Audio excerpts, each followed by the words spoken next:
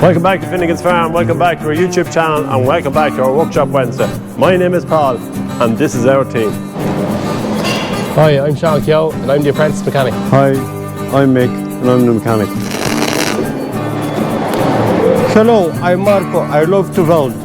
This is Bruce, this is Blake, them is two best students. There, Caleb Russell, who's down the Waterford there, he's learning his trade down there. Hello, I'm Cottle, and I'm the one that has to make these guys look good. Don't forget to like, subscribe to the videos, and comment what you want. Just put it in the comments and we'll get back. In today's video we have the Maschio Rotovator. We have our 7710 in here.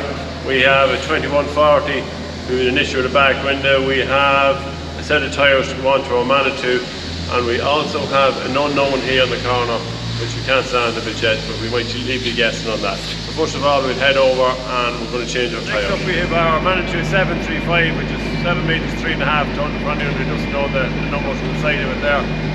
Just over 3,500 hours on the Manitou, and we have an issue there with the tyres. As you can see, these are Michelin's there, and they're just getting very bald there. So we decided to go, rather than go with the egg tyre, we're going to go with this spec here. It's a Trelly Road, again same size, 460, 70/24 on it, but it has that industrial grip.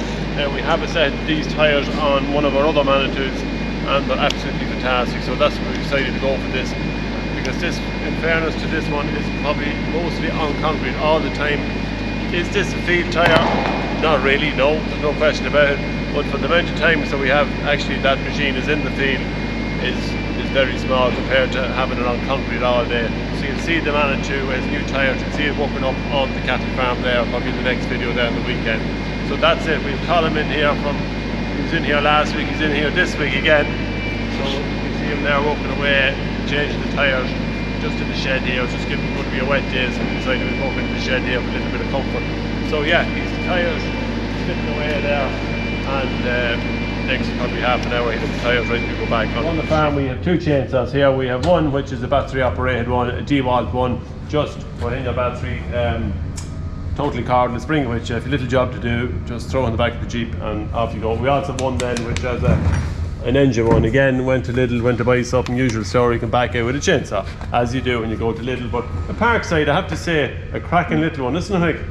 Yeah, so there's nothing wrong with them, you know what I mean? It's obviously it's blunt there, we're going to sharpen the blade on it, but starts, runs, so everything we have to do. So those are the two. And again, it's very important. I know a lot of people with chainsaws on the farm, and most farms will have a chainsaw.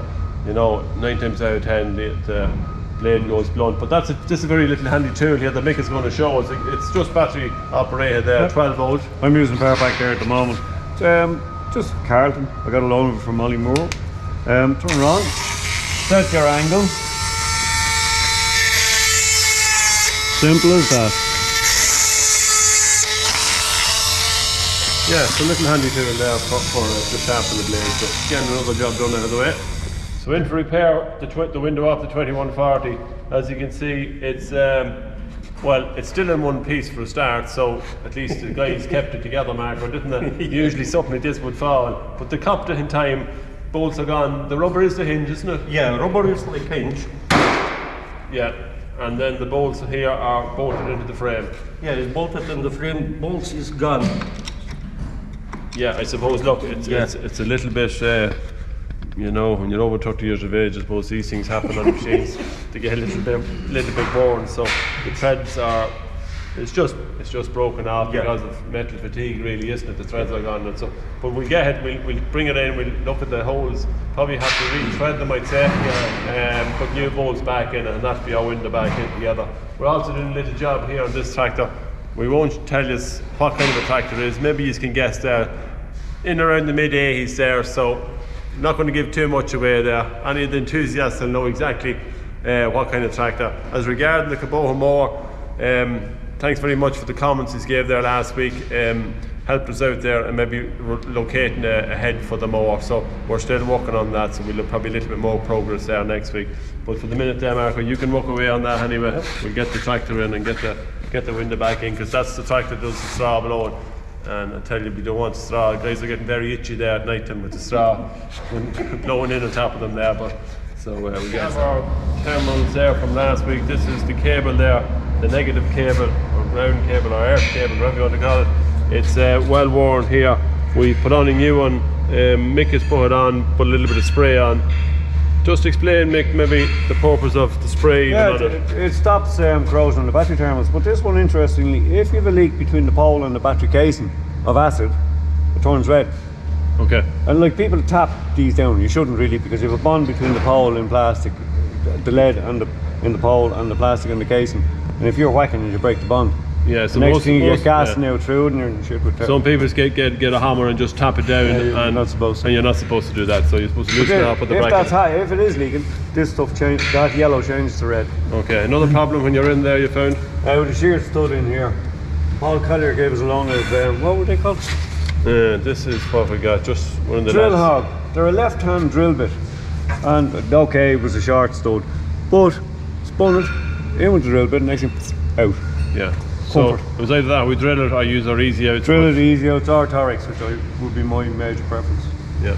So that's you get that just for actually holding on the exhaust, is it? It's exhaust bracket and cable, the holder. Okay, so that should get the 7.7 back. So just get the covers back on here. Next we're going to head over to Tom here. I can hear him banging there in the background there. He's making noise anyhow, whether he's doing that or not, I'm not sure, but we've got to go over and check it out. So next up, Tom is here with the Rotovator. It's a 5.2 Maschio Rotovator, which we use for today's filling the beds. These are a different system. It's our first year of actually running with these quick fit blades. As you can see here, we have kind of like a holder, and then just for slotting in. So on the older machine, which we might show you later on, when we're changing the blades and that, we have to put two bolts in and take 2 bolts out. So it's quite a procedure to do it. With these, we save a lot of time.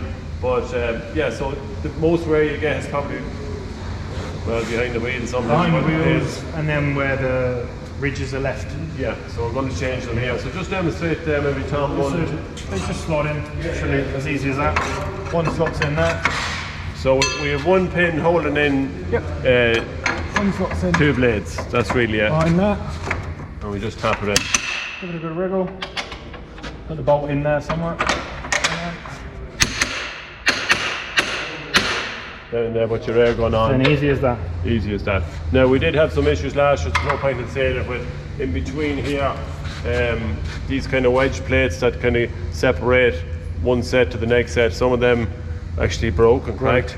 I think there's problems with maybe with the manufacturer, maybe the quality of steel is just not as good as it should be, but they said it will be, they'll replace them and to sort them out for this year. So after that then, the Rotovator will be ready. It's the ones we said we use in the potatoes, and we're going through all the gear now just to finish off that one, and then we will bring in the other Rotovator. So on you go, Tom, won't hold you up there, you're busy. Alright, that's it for this week's video. Don't forget to tune in to Workshop Wednesday, which is every Wednesday. There's also some jobs that get carried over from the previous Wednesday, so if you want to have a look at them, go back on some of the videos there, you'll see what we've done on them. But that's it from here on Finnegan's Farm. See you all next Wednesday.